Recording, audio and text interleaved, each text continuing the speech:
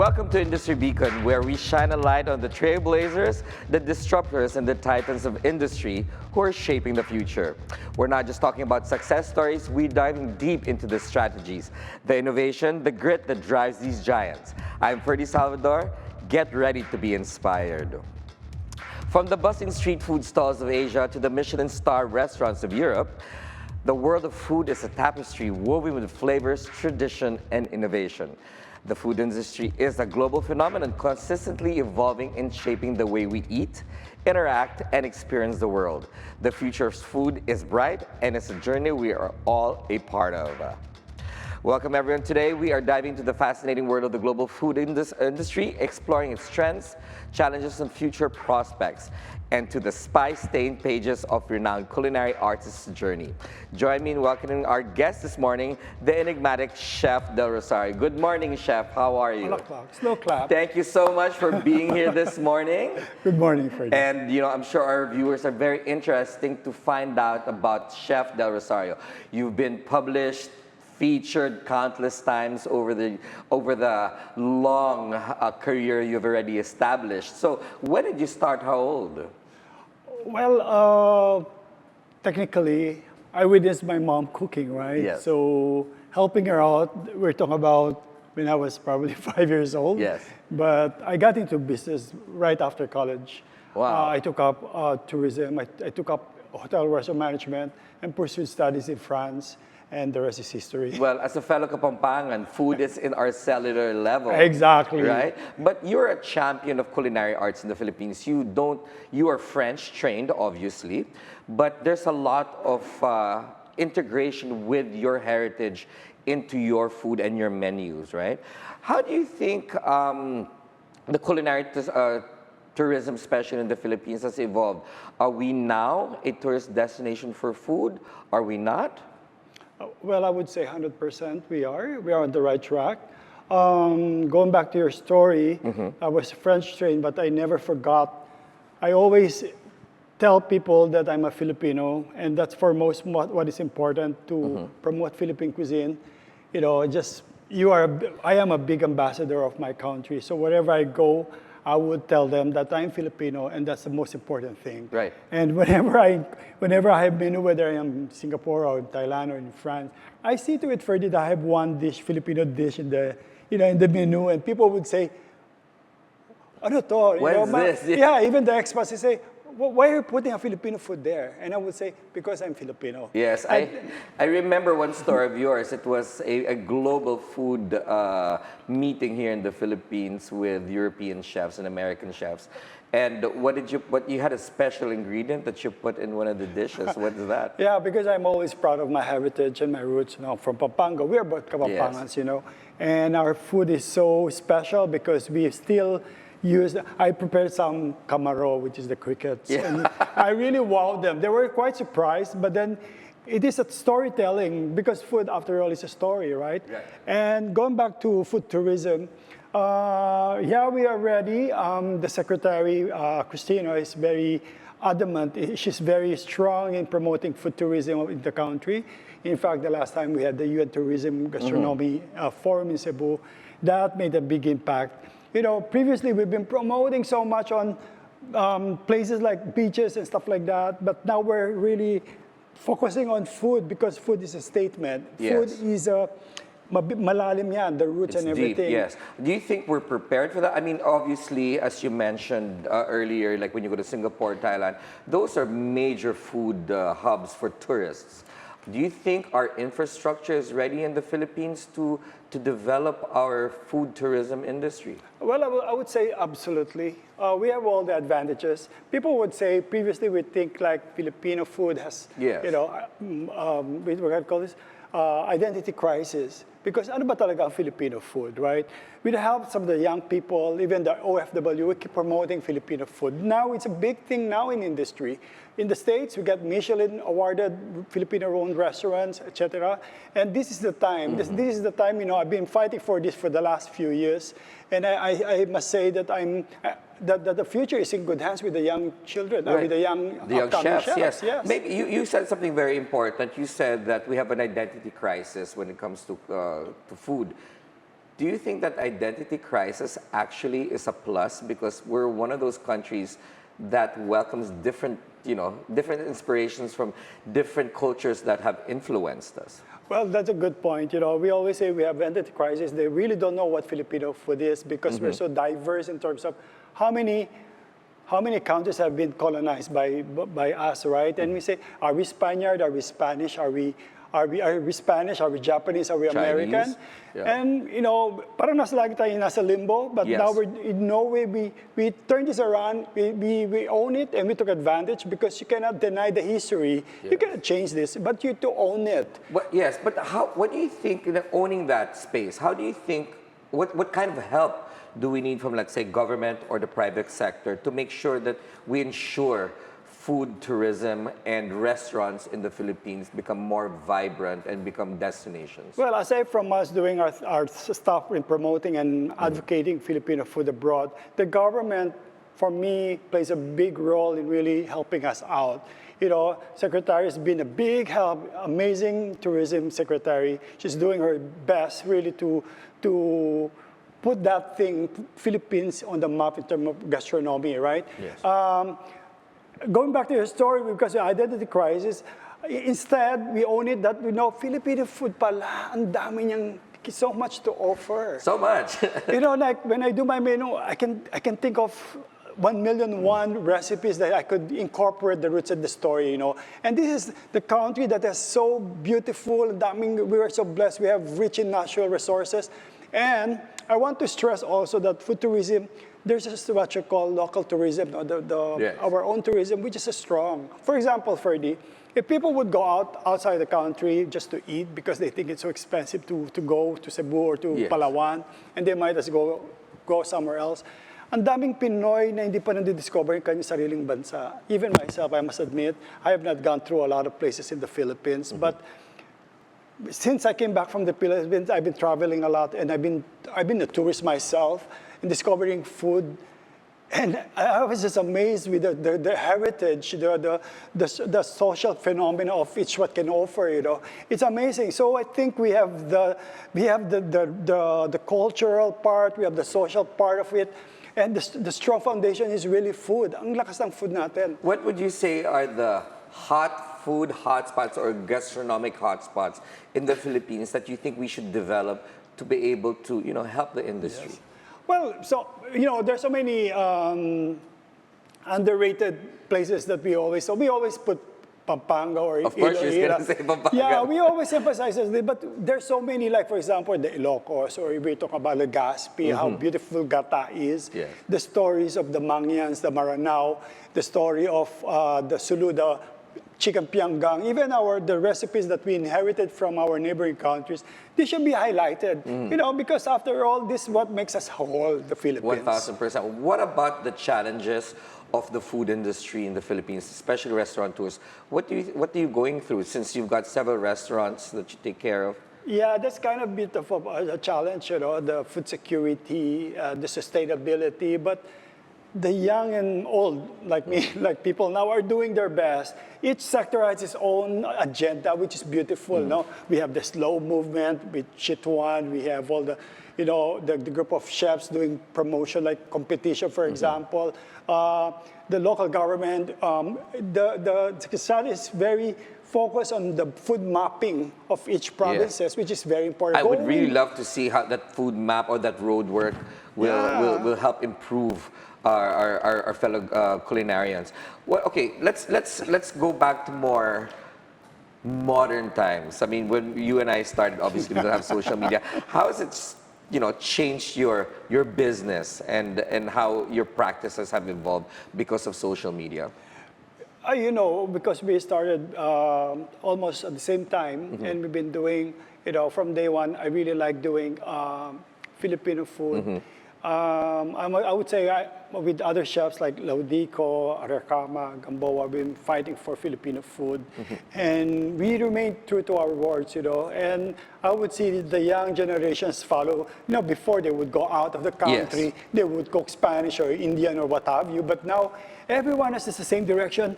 They're doing Filipino food, and that's a good sign. We have great restaurants such as Apag or this Toyo, even some foreigners doing Filipino thing. It's not just a trend now. This is the time that Filipino food must shine on. What about ingredients?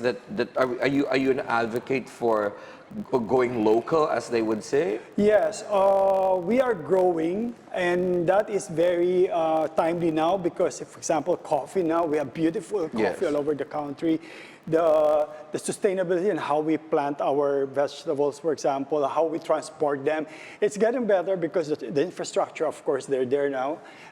There's so many key players, like in the production of food. Myself and my restaurant, we use, as much as I could, I would use local.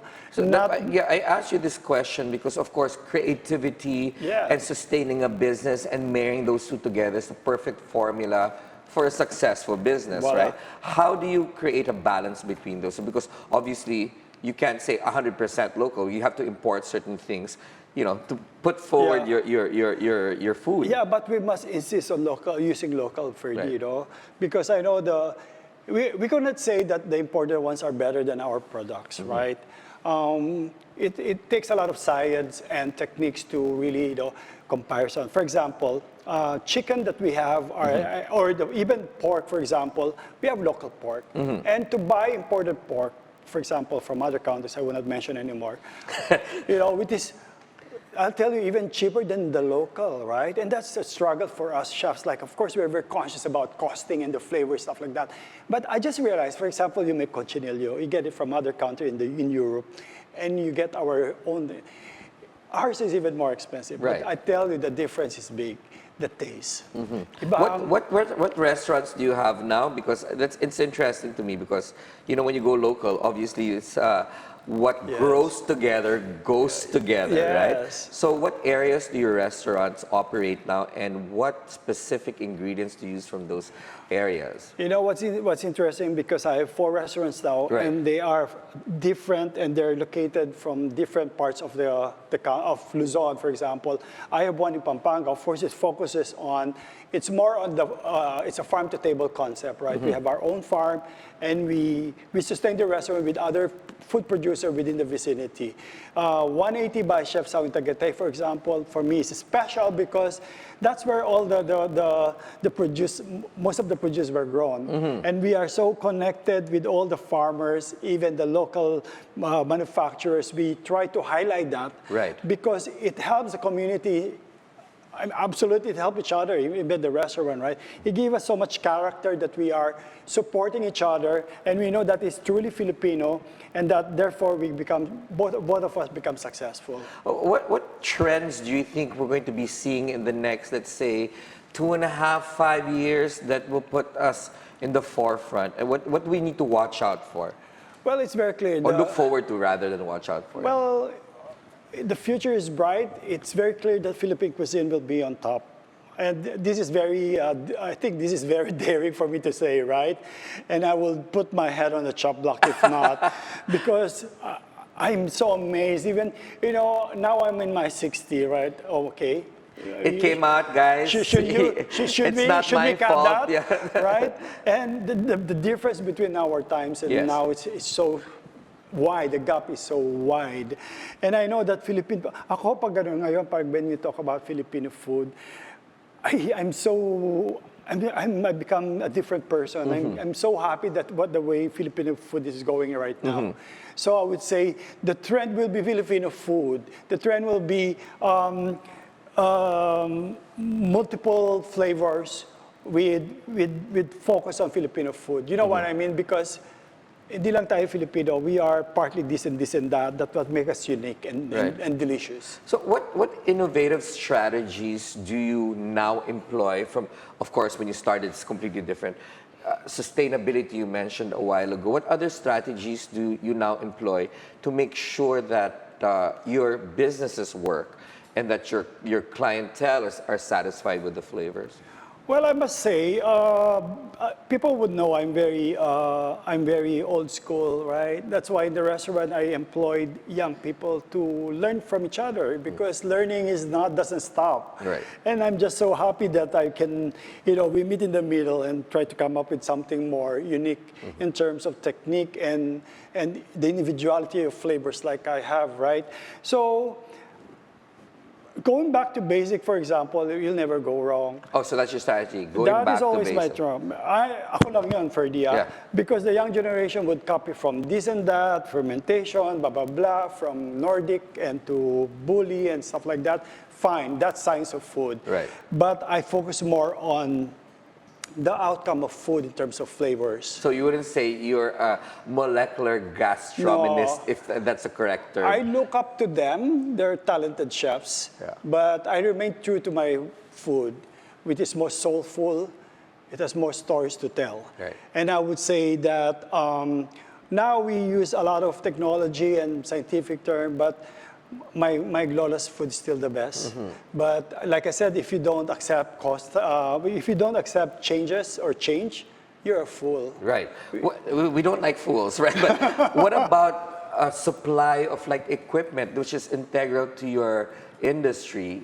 Do we have enough of those suppliers? Yes, Do we still import a lot from abroad? Or? Well, unfortunately, we're not there in terms of equipment, but they're so accessible. I would say this China is very strong when it comes to that. And we must admit, even some part of Europe and America, they rely so much on things because of the competition and the prices. But like I said, we could do alternative methods of cooking. Right. It's not just cooking sous vide or stuff like that. We could always slow cook and stuff like that, which is also good for Filipino food. Because you're part of that slow what does the Slow term? food movement. Slow food That chit movement. ones. Can you explain that to us? Well, slow food came from fast food. This is the opposite of fast food. So it's a slow food. Right. It was originated in Italy when all those fast food chains grew in Europe. And of course, Pedro Petrini panicked, we should safeguard our tradition. We should not allow our pizza to be squares or diamond shape. It's always round. We should keep our grandma's way method of cooking, all the methods of cheese and making, stuff like that. So they put up slow food to fight against this incredible fast food, the merging of fast food chains. It's all about patience then. It's about you get patience. the best product out of being patient. Exactly. So I'm going to ask you a few fast questions and you don't think about it, okay? Whatever pops in your head. Oh my. Best ingredient that you are championing. Alige. I like alige. You're really Kapampangan, right? Yeah. Best region or city to dine at, except from Pampanga. Iloilo.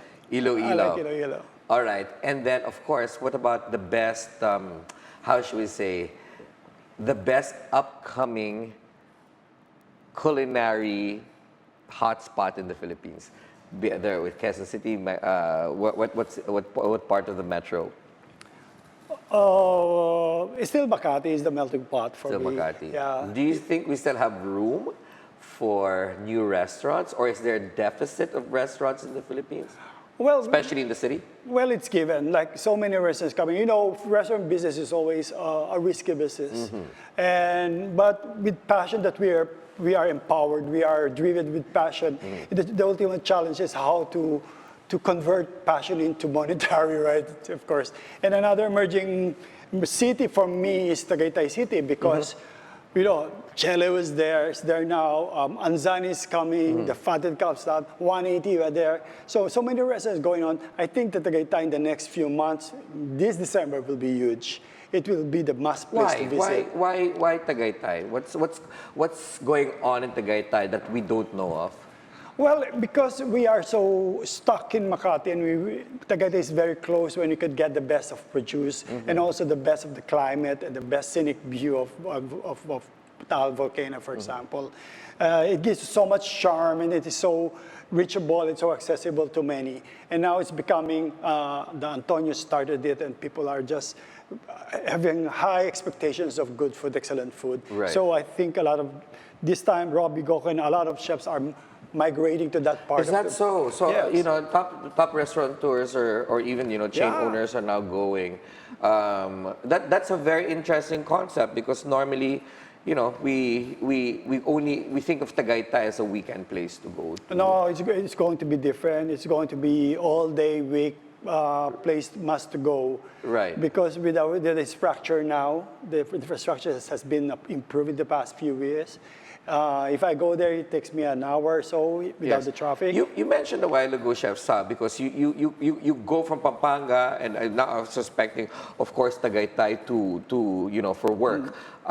Between Pampanga and Tagaytay, I'm sure you work with different farmers, producers and stuff like that. Who are your favorites, and what do you go for? I know you love duck, so I'm interested in that. Yeah, you mentioned it, duck. They're grown in Porac. They're very organic. Okay. And for vegetables and herbs and spices, the Carlo the Farmer, also in Pampanga. Oh, wow. Well, in Silang, we have probably 5 different suppliers. And, you just go there and you could pick the freshest ingredients available in their garden. But you don't go straight to a farmer? Or? I do. If I know, I would say this, every day, I would wake up, I would get my ingredients by myself. Right. I would buy my ingredients by myself because I still believe that good food comes from good ingredients. Okay, yeah, So- absolutely. Is that part of your sustainable strategy, Yeah, of being able to go course. direct to the farmer? And obviously, if you're going direct to the farmer, you pretty much closing the gap between. No middle person, because the middle person gets all the chunk of slice of cheeses, right? I mean, you get so much markups and stuff like that. For example, in Nueva Ecija, the tomatoes are cheap. And if you go there, you could buy them so cheap. But if there's this one guy or there's this one middle person or company would go there, we get all the tomatoes and sell it in supermarket, the price might be the double, right? And the farmers that you talk to, of course, this is interesting because they are integral to the food industry. Yeah. Are they able to supply you with what you need? And do you think they'll be able to supply in a chain kind of format to other restaurateurs? It's been a challenge because you want to just go there and you say, you need 2 kilos of tomato, right? So each chefs, us chefs, we have organization, we could go together and, try to, help the farmers and say, hey, there should be dialogue. And Right. I think this is done by UI, that there should be a dialogue between the farmers and the users, for example, the restaurants Absolutely and chefs agree. and them. Kung anong pwede lang tubo, Yes. so that there's no wastage, and then Absolutely we could agree. go straight to them. So quickly, Chef Sau, to your fans out there and people who are aspiring to be restaurateurs and chefs, one quick advice for them to take and live by. Well, the only way we could go forward is really to help each other, promote Pinoy, use Pinoy, and like other chefs, they would say, there's this one chef that we asked for. I said, Chef, what do we need for us to really to put Filipino cuisine on top of They said, you have to love your own. We must love our own. We must use local. We must help each other. That way, we can be all successful and we could thrive on. Thank you so much, the enigmatic chef, Enigmatic. Sau Del Rosario. Thank We're you. looking forward to eating at your restaurants. Thank you. And to our viewers, we hope you enjoyed this episode as much as I did. Please let us know your thoughts. Visit our social media pages. As we've seen today, the global food industry is a dynamic and complex ecosystem. It's a force that connects cultures, drives economies, and shapes our lives. By embracing innovation, promoting sustainability, and fostering collaboration, we can create a future where food is both delicious and responsible. And that's it for today. I'm Ferdy Salvador. Catch Bilyonaryo on Free TV, Channel 31, and on Signal Channel 24. Bilyonaryo News Channel, always on top. Stay tuned to Pathways to Success.